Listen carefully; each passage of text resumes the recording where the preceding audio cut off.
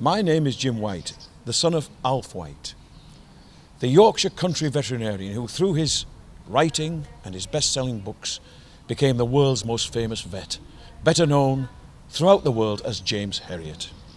I am standing in front of 23 Kirkgate, Thirsk. This was where James Herriot, Alf Wight, spent almost his entire working life. This 23 Kirkgate became better known to Herriot readers as Skeldale House. It was a house that I remember very, very well because I lived here from 1945 until 1953, leaving it at the age of 10 years.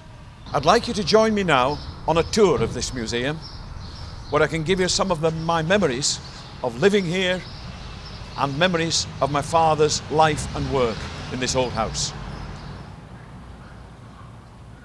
This room we're in now was our family room. It was our best room when I lived here as a small boy in the late 40s and the early 1950s.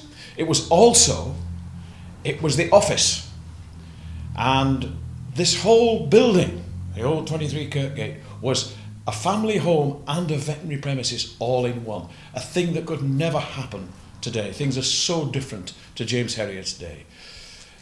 Of course, you must remember that dog and cat work then was almost negligible. You'd go onto a farmer would say, "Will you look at my dog? How much is it going to be?" Do it for nothing. Dogs and cats were a sideline, so we did not need waiting rooms, operating theatres, kennels, consulting rooms. Didn't need them, so we could double up as a family home and a veterinary premises. And these are visits that we did. Look at the pages of them. Pages of visits, all one day. Pages of visits, pages of visits.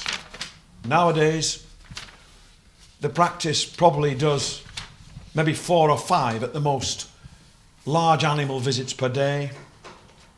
In my day, we're doing 20 and 30 visits per day. This telephone here on the wall in this, which was icy cold corridor in the winter, was the only telephone in the veterinary practice. And when my father first started in the early 1940s, he was living here. Donald Sinclair, better known as Siegfried, Brian Sinclair's younger brother Tristan, the 3 of them were living here. When the phone rang, they were all sleeping upstairs. So each one used to pretend to be asleep and hope the other one answered it, because it was no fun standing in your pyjamas answering the phone down here. This room we're in now is where, as a family, in the 40s and early 50s, we used to spend a lot of time, because it was one of the few reasonably warm rooms in this big rambling house. The fireplace here, absolutely original. The pint pot where Siegfried used to stuff the petty cash. That was the system of the petty cash. Very, very advanced, as you can imagine. All these books here are my father's books. But what a reader he was, and I think this is one of the reasons he was such a successful author, because he was such a well-read man. If you see here, he was brought up in Glasgow, and you see here the works of Charles Dickens. He'd read all these by the time he was 15 years old. Bought with cigarette coupons, another blast from the past. We are now in front of the dispensary. This dispensary depicts an era when vets made all their own medicines. And they're all on these shelves, all their own recipes, their own medicines. As my father used to call it, a lot of hocus pocus, witchcraft, black magic. A lot of these medicines did no good whatsoever. But as Siegfried, my father's senior partner, Donald Sinclair, used to say to all the assistants, always do something. If you do nothing and your patient gets better, you get no credit. So do something. Here we have the kitchen.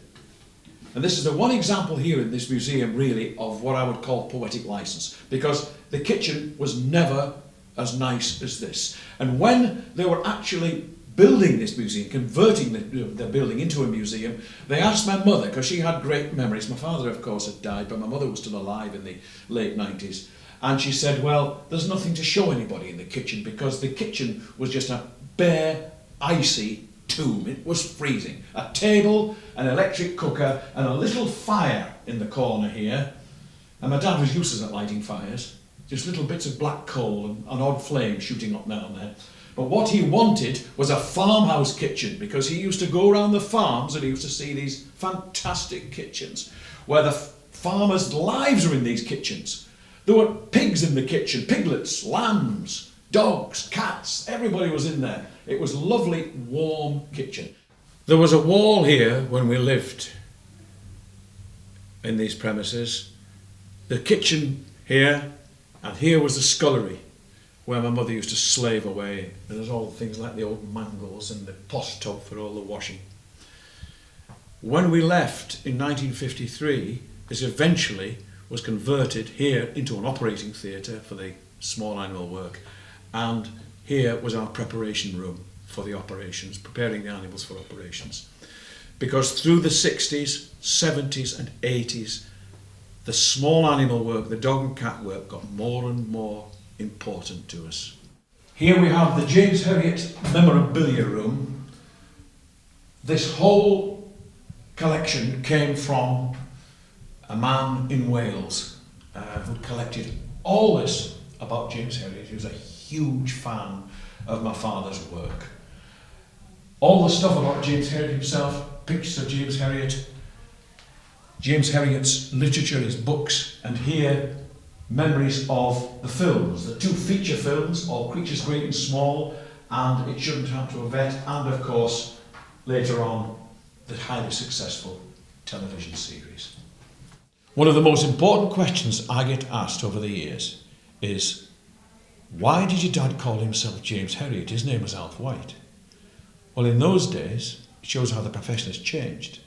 There's a thing called professional etiquette. He could not use his name. He was not allowed to advertise. Vets were gentlemen. They weren't allowed to advertise. So he had to find a name. And when his book was accepted for publication in 1969, he wondered what sort of name he could use. And every time he thought of a name, he looked in the veterinary register, and there was a vet called that name. And he kept every name he thought of, there was a vet called that name. There's thousands and thousands of us. And then one night he's watching a football match between Manchester United and Birmingham City. And in goal is a man called Jim Herriot, who was playing a good game because Birmingham were getting a good thrashing, and he was in good form. The goalkeeper, he was busy. And my dad thought, Jim Herriot, that's a good name. And he reached for the veterinary register yet again, and there was no Herriot. And that's where he got his name. Here in the garden, which I would add is looking very, very neat and tidy, much more so than we were working here as a veterinary practice. But here in the garden is what we could almost call the centrepiece of the Herriot Centre now. It's the statue of my father. My sister Rosie and I were very doubtful whether a statue should be erected here, but Ian, the manager of the Herriot Centre, Ian Ashton, was insistent that it be good, and he's been proved right.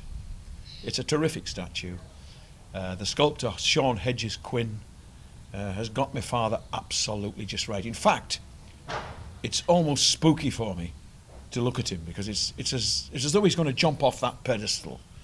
Here is the typewriter that my father wrote his best-selling books on. Right through the 70s into the early 80s, he used the typewriter. It's interesting to see his scripts because he wrote, rewrote and rewrote his books. And every time he made a mistake, of course, he had to cross it out and rewrite that particular sentence. He used carbon paper, so he had copies. What a rigmarole it was compared to the modern word processor computer. It was interesting, actually, when I think about those rejections. This particular rejection of Collins, the reader at Collins gave him a wonderful piece of advice. She said to him, why, she was very sorry that his book had been rejected, but she said, why have you written this as a novel? Because he wrote his original books as a novel. Fiction. She said, obviously what you're writing about actually happened. If you write it again in the first person, it'll be far more realistic and far more appealing. And he owes this woman quite a lot because I think that was a turning point in his success. That they were biographical, because Herriot's stories are all based upon real live incidents. Here we have a script, original script for the television series of All Creatures Great and Small here.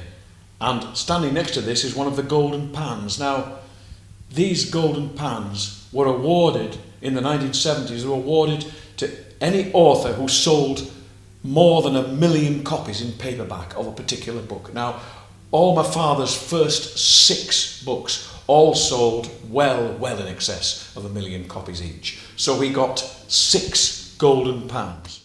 Quiet on the set, please. And Turnover, speed, Marker. 17, take 4. and action! Well, here we have the old car, Austin 7, that was actually used in the filming of the television series All Creatures Great and Small. This is the type of car that my father used first when he came to Thirsk in 1940. This section here is devoted to some of the old instruments that we used, especially in the early 40s and 50s, when my father was starting out on his career. And some of it looks a bit like out of the Spanish Inquisition. I mean, it's horrendous machines for winching calves out of cows when you're carving cases. In fact, look at these here as well. These are what are called embryotomy instruments, where you've got a dead calf and you've got to cut the calf up inside the cow. Horrific. One of the greatest improvements there's been in veterinary medicine, really, in veterinary surgery, is the caesarean section, where in the Yorkshire they used to call it taking calf out its side door. You're not taking it out of the hole the good Lord intended, but you knew when you're doing a caesarean, you're going to end up with a live calf and a live mother. And of course, if the calf's very, very big, as some of them are, with the caesarean you can make your hole that bit bigger. Tremendous improvement.